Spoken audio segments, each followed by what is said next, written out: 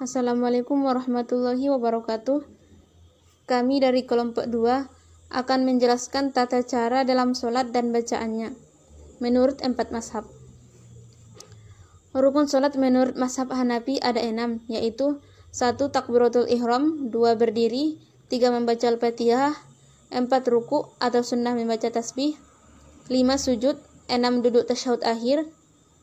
Rukun sholat menurut mazhab Maliki ada 13, yakni 1. Niat, 2. Takbiratul ihram, 3. Berdiri, 4. Membaca Al-Fatihah, 5. Ruku atau sunnah membaca tasbih, 6. Iktidal atau bangun dari ruku, 7. Sujud, 8. Duduk antara 2 sujud, 9. Duduk tasyahud akhir, 10. Membaca tasyahud akhir, 11. Membaca sholawat Nabi, 12. Salam, 13. Tertib.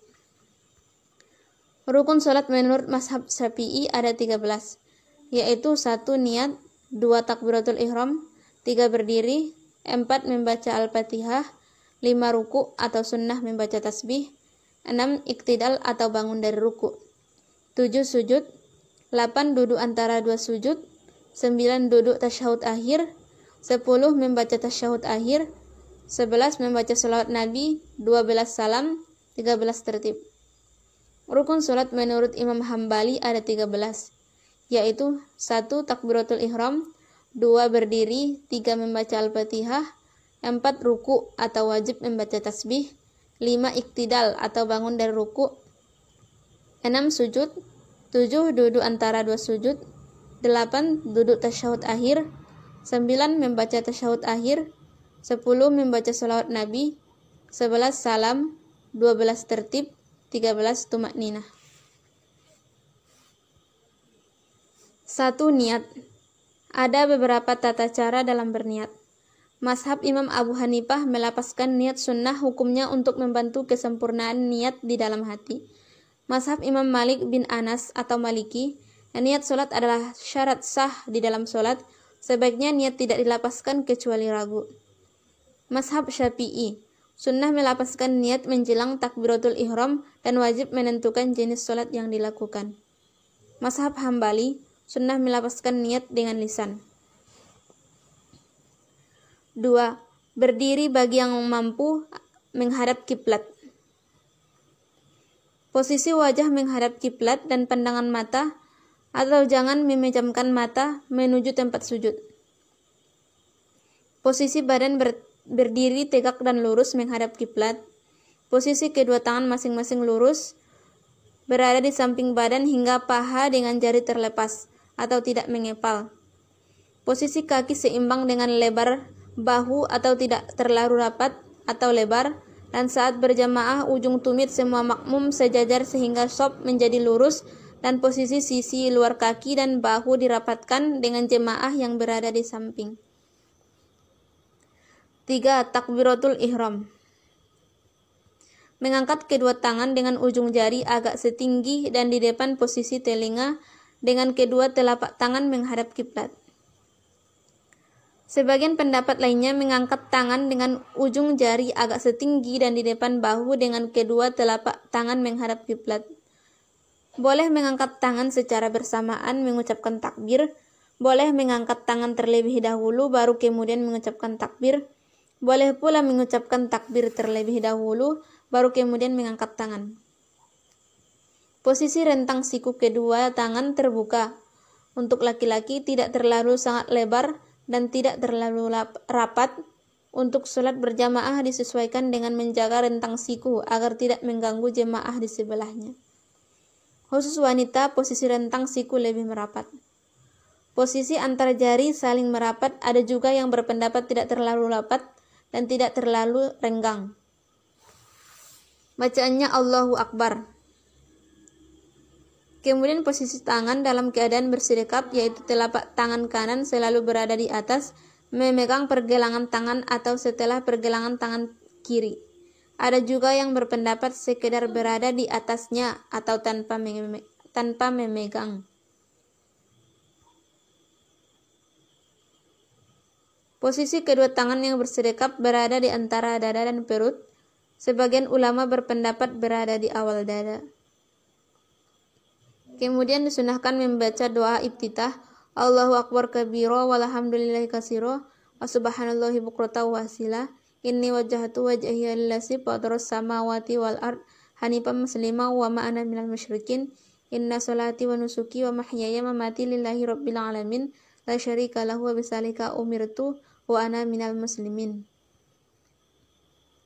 4. Membaca Al-Fatihah. Dilakukan dalam keadaan berdiri setelah takbiratul ihram dengan tangan bersedekap. Bacaan surah Al-Fatihah. Bismillahirrahmanirrahim. Alhamdulillahirabbil alamin arrahmanirrahim maliki yaumiddin iyyaka na'budu wa iyyaka nasta'in ihdinas siratal mustaqim siratal ladzina an'amta 'alaihim ghairil maghdubi 'alaihim waladdallin. Amin. Ruku dengan tumakninah. Dilakukan setelah berdiri dan disunahkan mengucapkan takbir sambil mengangkat kedua tangan sebelum ruku, lalu memulai ruku dengan posisi membungkukkan badan secara lurus, seolah membentuk huruf L. Huruf L terbalik dengan meletakkan telapak tangan memegang persendian lutut, dan disunahkan pula membaca Subhana rabbiyal azimi wa bihamdih. Iktidal dengan tumakninah. Dilakukan setelah ruku dengan posisi kembali berdiri dengan posisi tangan lurus ke bawah. Ada pula yang melakukan sedekap agar tangan tidak bergerak-gerak. Disunahkan untuk mengangkat kedua tangan sambil mengucapkan Sami Allahu liman hamidah. Rabbana lakal hamdu mil'us samawati wa mil'ul ardi wa mil'u ma syi'ta min syai'im ba'du. 7. Sujud dengan tumakninah. Dilakukan setelah iktidal atau untuk sujud pertama dengan posisi sujud di mana ada 7 bagian anggota badan yang menempel pada alas sholat, yaitu muka atau dahi dan hidung, kedua telapak tangan, kedua lutut kaki, kedua ujung kaki atau sekitar jari menempel pada alas sholat, dan telapak kaki menghadap ke belakang. Disunahkan mengucapkan takbir sebelum sujud, lalu saat sujud membaca Subhana rabbiyal a'la wa bihamdih. Posisi rentang siku kedua tangan terbuka untuk laki-laki, tidak terlalu sangat lebar dan tidak terlalu rapat. Untuk sholat berjamaah disesuaikan dengan menjaga rentang siku agar tidak mengganggu jemaah di sebelahnya. 8. Duduk di antara dua sujud dengan tumakninah. Dilakukan setelah sujud pertama setiap rakaat dengan posisi duduk di mana badan menduduki kedua kaki yang tertekuk ke belakang dan menempel pada alas sholat. Posisi ujung kaki kiri terduduki oleh badan dan posisi ujung kaki kanan masih seperti posisi saat sujud, di mana bagian sekitar jari kaki kanan menempel pada alas sholat dan telapak kaki kanan menghadap ke belakang. Posisi telapak tangan ada di atas paha. Disunnahkan mengucap takbir sebelum duduk di antara dua sujud, lalu membaca Rabbighfirli warhamni waj'burni warfa'ni warzuqni wahdini wa'afini wa'fu'anni. 9. Duduk tasyahud atau tahiyat akhir. Dilakukan setelah sujud terakhir dengan posisi duduk di mana ujung kaki kiri diselipkan di bawah ujung kaki kanan yang masih dalam posisi seperti posisi kaki kanan saat sujud, dan duduk di antara dua sujud. Badan agak condong ke arah kanan dan telunjuk tangan kanan akan dalam posisi menunjuk ke depan. Atau beberapa pendapat mengenai kapan waktu menunjuk dan posisi atau gerakan jari tersebut. Mazhab Syafi'i, telunjuk kanan akan dalam posisi menunjuk pada saat syahadat, di mana jari hanya menunjuk tanpa ada pergerakan lain. Disunahkan mengucapkan takbir sebelum duduk tasyahud. 10. Membaca tasyahud akhir pada saat duduk tasyahud akhir. Bacaan tasyahud akhir: At-tahiyatul mubarakatus sholawatut thayyibatul lillah. Assalamu alayka ayyuhan nabi wa rahmatullahi wa barakatuh. Assalamu alayna wa ala ibadillahi sholihin. Asyhadu an la ilaha illallah wa asyhadu anna muhammadar rasulullah. 11. Membaca sholawat nabi pada saat duduk tasyahud akhir. Bacaan sholawat nabi hanya untuk tasyahud akhir: Allahumma sholli ala sayyidina Muhammad wa ala ali sayyidina Muhammad kama shallaita ala sayyidina Ibrahim wa ala ali sayyidina Ibrahim wa barik ala sayyidina Muhammad wa ala ali sayyidina Muhammad kama barakta ala sayyidina Ibrahim wa ala ali sayyidina Ibrahim fil alamin innaka Hamidum Majid. 12. Mengucapkan salam yang pertama.